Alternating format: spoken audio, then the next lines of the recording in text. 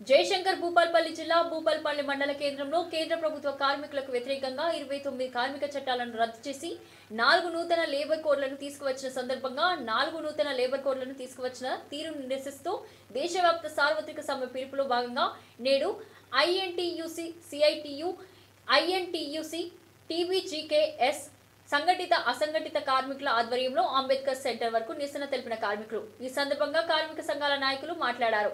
కార్మికుల హక్కులను కాలరాసి 8 నుండి 10 గంటలు పెంచడాన్ని తీవ్రంగా వ్యతిరేకించారు. కేంద్రం తీసుకువచ్చిన 4 లేబర్ కోడ్లకు రాష్ట్ర ప్రభుత్వం మద్దతు తెలపడం చాలా హాస్యాస్పదంగా ఉందని అన్నారు.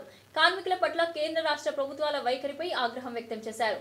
సుమారు 100 సంవత్సరాలుగా ఉన్న చట్టాలను మార్చి కార్మికుల హక్కులను విస్మరిస్తే ఊరుకునేది లేదు అని అన్నారు.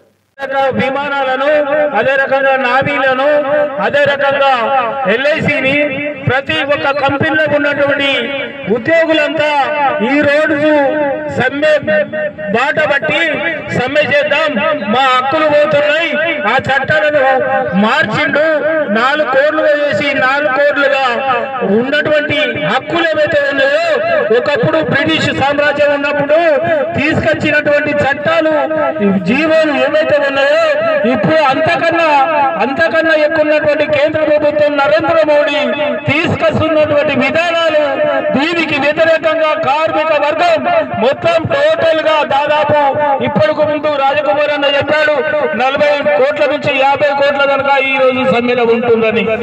ఆ సమ్మెలో భాగంగా ఈ సందర్భంలో ఆంధ్రలో తెలంగాణలో ఈ రోజు 10 గంటల పని విధానం వచ్చేసింది.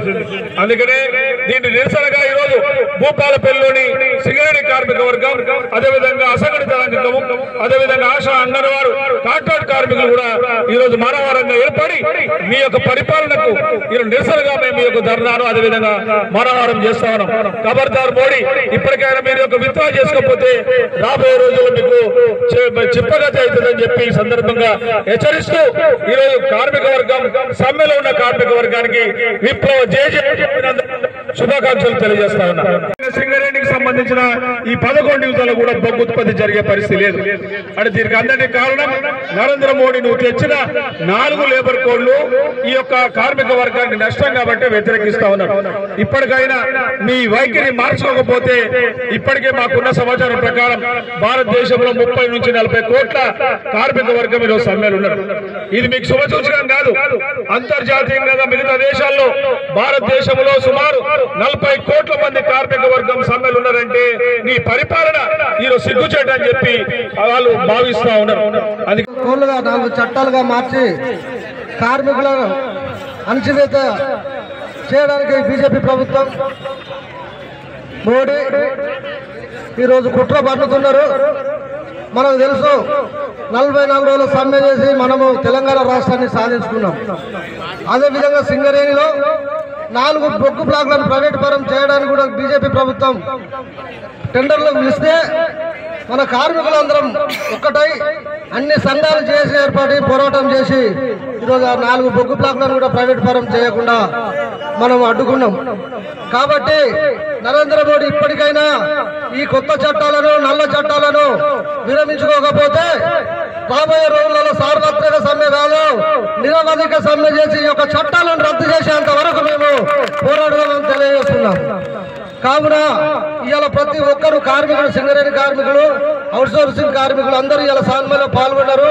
వాళ్ళందరూ పాల్గొన్నందుకు ఈ యొక్క సమ్మెను విజయవంతం చేసినందుకు వాళ్ళందరికీ ధన్యవాదాలు తెలియజేస్తూ టీబీకేఎస్ తరఫున మరియు జేఎస్ తరఫున నేను ధన్యవాదాలు తెలియజేస్తున్నాను. అన్ని యూనియన్లు చేసి ఏర్పడి ఇలా సమ్మెలో పాల్గొనడం జరిగింది. అందులో భాగంగా ఈరోజు భూపాలపల్లిలో సమ్మె సక్సెస్ అయింది, సమ్మె విజయవంతమైంది. దేశవ్యాప్తంగా కార్మికులు, కర్షకుల, ప్రతి డిపార్ట్మెంట్ కార్మికులపై అందరి మీద ఇవాళ నల్ల చట్టాలు తీసుకొచ్చి బీజేపీ ప్రభుత్వము కార్మికులను, కర్షకులను అణచివేతలో భాగంగా ప్రైవేట్ పరం చేయడానికి కూడా ఇవాళ బీజేపీ